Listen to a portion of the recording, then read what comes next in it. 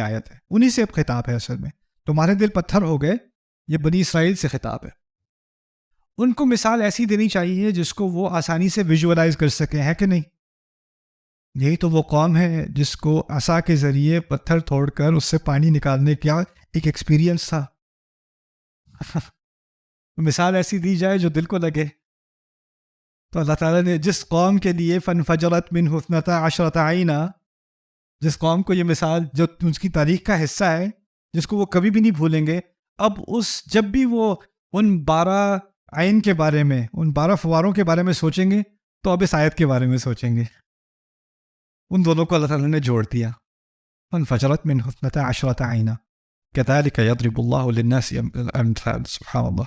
أعوذ بالله من الشيطان الرجيم. يا أيها الناس ضرب مثل فاستمعوا له إن الذين تدعون من دون الله لن يخلقوا ذبابا ولو اجتمعوا له وإن يسلبهم الذباب شيئا لا يستنقذوه منه ضعف الطالب والمطلوب. رب اشرح لي صدري ويسر لي أمري واحلل عقدة من لساني يفقهوا قولي آمين يا رب العالمين. سورۃ الحج کے آخر میں اللہ تعالیٰ نے ایک بڑی عظیم مثال دی ہے. یا ایھا الناس ضرب مثل، انسانیت ایک مثال دی جا رہی ہے. فاستمعوا له، اس کو غور سے سن لو. ان الذین تدعون من دون اللہ، بے شک وہ جن کو تم پکارتے ہو اللہ کے بجائے. لن یخلقوا ذبابا، وہ کوئی بھی، وہ ایک مکھی بھی نہیں بنا سکتے.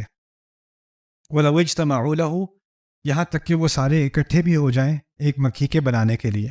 ولو اجتمعوا له، تو پہلے تو ایک مکھی کے بنانے کی بات کی جا رہی ہے، پھر اس کے بعد ایک مزید اضافہ کیا جا رہا ہے وَإِنْ يَسْلُبْهُمُ الذُّبَابُ شَيْئًا لَا يَسْتَنْقِذُوهُ مِنْهُ، اور اگر مکھی ان میں سے کوئی چیز لے کر بھاگ بھی جائے، چوری کر لے، تو وہ اس کو واپس نہیں لا سکیں گے، اس کو بچا نہیں سکیں گے. جو چیز مکھی لے جائے اس کو وہ بچا نہیں سکیں گے. پھر کہا ضعف الطالب والمطلوب، طالب یعنی جو طلب کر رہا ہے اور جس چیز کی طلب کر رہا ہے، دونوں کمزور ہیں. طالب اور مطلوب دونوں کمزور ہیں.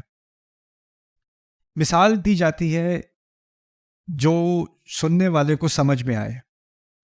جو لوگ شرک کرتے ہیں وہ عام طور پر مختلف ادیان میں جب شرک ہوتا ہے تو اس میں بت وغیرہ ہوتے ہیں اور بتوں پر چڑھائے جاتے ہیں چڑھاوے، یا ان کے سامنے کوئی جانور ذبح کیا جاتا ہے، یا ان کے سامنے کوئی کھانے رکھے جاتے ہیں، یا ان کے سامنے کوئی چیز اس طرح کی چیزیں، پھول وغیرہ رکھے جاتے ہیں. تو اگر آپ خون یا گوشت یا دودھ یا چاکلیٹ ملک یا اس طرح کی کوئی چیز رکھو گے اس کے سامنے تو کیا آئے گا؟ مکھی آئے گی، مکھی آئے گی. اب دیکھو اندازہ کرو کہ کئی جگہ پر جیسے ملیشیا میں بھی بدھسٹ ٹیمپل وغیرہ ہیں، پہاڑ کے اوپر جا کے 500-600 سٹیپس بندہ چلے، اچھی خاصی کارڈیو کرے، پھر جا کے وہاں بدھسٹ ٹیمپل پہنچے اور وہاں پہ جا کے وہ پوجا کر رہا ہے. اور پوجا کرنے کے لیے وہ سامنے وہ کھانے وغیرہ بھی رکھتے ہیں، وہ ساری چیزیں نیاز ڈالتے ہیں، جو بھی کرتے ہیں وہ لوگ. تو وہ جب اپنی عبادت کر رہے ہوتے ہیں اور آپ ایز اے ٹورسٹ وہاں پہ جاؤ، آپ کو وہ چاکلیٹ ملک مائی فیوریٹ، تو آپ ذرا پکڑنے کی کوشش کرو، تو کیا کرے گا وہ جو ٹیمپل چلا رہا ہے؟ نہیں چھوگے اس کو، تو وہ اس کے لیے ہے. اب وہ یعنی اس مندر کی اور اس ٹیمپل کی حرمت کا تقاضا ہے کہ اس کھانے کو کوئی نہ چھوئے. یہی بات ہے نا. اب اسی دوران آتی ہے ایک مکھی. وہ مکھی آ کے پہلے اس کے بڈھا کے ناک پہ آ کے بیٹھتی ہے، کہتی ہے میں ذرا یہ پی لوں تھوڑا سا. پھر وہ جا کے تھوڑا سا وہاں سے پیتی ہے، اور پھر وہ اس کو بھگاتا رہتا ہے، لیکن وہ پی چکی ہے، ڈیمیج وہ کر چکی ہے، وہ ڈیمیج کر چکی ہے، اور وہ بھاگ جاتی ہے. اور اب وہ کہیں کہ یہ تو مجھے بہت بڑا گناہ ہو گیا میرے خدا کے خلاف، اب اس کو واپس لانا چاہیے، تو اب اس پوری مکھی کو پکڑنے کی پوری کیمپین کرنی چاہیے کہ کسی طرح پکڑوں اسے میں. اور وہ پکڑ بھی لے، فرض کریں وہ پکڑ بھی لے، کسی نہ کسی طرح وہ مکھی پکڑی بھی گئی. اب کیا کرنا ہے؟ جو چوری کیا تھا وہ واپس ریکور کرنا ہے. تو پہلے تو کوئی پیٹری ڈش بنائی جائے، کوئی لیزر سرجری کا کوئی انتظام کیا جائے کہ جا کے وہ جو ایک قطرہ لیا تھا اس نے، یا بریڈ کا ایک پیس توڑا تھا اس نے، اس کو ریکور کیا جائے سرجیکلی. مزے کی چیز یہ ہے کہ جب مکھی کسی چیز پر بیٹھتی ہے تو وہ اپنا تھوک ریلیز کرتی ہے ایک جالی کی طرح، اور اس کے اندر اس کھانے کو ابزورب کرتی ہے. اور جیسے ہی تھوک اس کو لگتا ہے تو اس کے ساتھ ایک کیمیکل ریاکشن ہوتا ہے ایسڈ کے ساتھ، تو وہ کھانا اسی وقت ضائع ہو جاتا ہے، وہ دوبارہ وہ چیز ریکور نہیں ہو سکتی.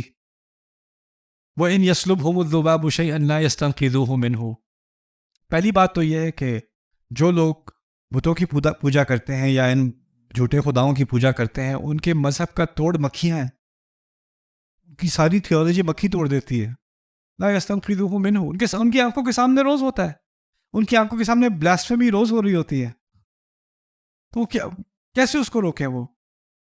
اور پھر دوسری طرف لوگ صرف بتوں کی پوجا نہیں کرتے تھے، لوگ انسانوں کی بھی پوجا کرتے تھے، جیسے فرعون. لیکن فرعون کی عبادت اور بتوں کی عبادت اور چیز ہے. فرعون کی عبادت تھی الیس لی ملک مصر وہذہ الانہار تجری من تحتی. کیا مصر کی حکومت صرف میری ہی نہیں ہے؟ میں ہی تو ہوں اکیلا جو مصر کو چلاتا ہوں، جو میری حکومت چلے گی، میرا کہنا چلے گا، اور یہ سارے دریا میرے پیر کے تحت چلتے ہیں. وہذہ الانہار تجری من تحتی. میرے نیچے سے چلتے ہیں سارے دریا. یعنی وہ کہہ یہ رہا تھا کہ میرا حکم ایبسولوٹ، اس میں کوئی استثناء نہیں ہو سکتا. اس کی عبادت اصل میں اس کی اطاعت تھی بغیر پوچھے. یہ اس کی اصل عبادت تھی. اب ایسا کوئی بادشاہ بھی ہو جیسا فرعون تھا، اور وہ بھی کوئی بیٹھا برگر کھا رہا ہو اور کوئی مکھی آ کے اس کی گستاخی کر لے اس کے پیلس میں آ کے، کیا کر لے گا وہ؟ اس کے پاس دنیا کی سب سے بڑی آرمی ہو، سب سے بڑی ریسورسز ہو، سب سے بڑی ویپنری ہو، کیا کر لے گا؟ اگر ایک مکھی آ کے سیکیور ریجن میں آ کے اس کا کھانا لے جائے، وہ کبھی ریکور نہیں کر سکے گا. لا یستنقذوہ منہ. اور یہ ایک عجیب سی مثال دینے کے بعد اللہ تعالیٰ نے اس مثال کا مقصد بتایا. اس مثال سے تم کیا سیکھ رہے ہو؟